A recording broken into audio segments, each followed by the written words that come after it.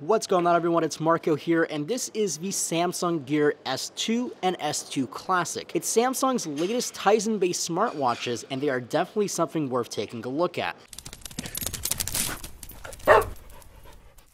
First off, the huge deal of these watches is the brand new design. It's now a round form factor on both models, and they both use 316L stainless steel, and even the Classic has ceramic coatings on the back and front. Starting out with the normal Gear S2, we can see an all stainless steel build with rubber straps. The display is a 1.2-inch Super AMOLED display with a resolution of 360 by 360. That rates at 302 pixels per inch, and it definitely looks like it does. From a near distance, this watch, especially the Classic, looks absolutely real. I mean, really real. Internally, there is a dual-core 1 GHz processor, 4 GB of internal storage, and half a gigabyte of RAM. Also, there's a 250 mAh internal battery. Over to the S2 Classic, you can see a huge change in the physical aesthetic. The Classic is definitely aimed at watch people, and you can see that from the metal surrounding the front of the watch. The internals are exactly the same though. Same processor, same storage, and RAM configurations. Same screen as well. Now, the big story of these watches is the new physical interface between user and smartwatch.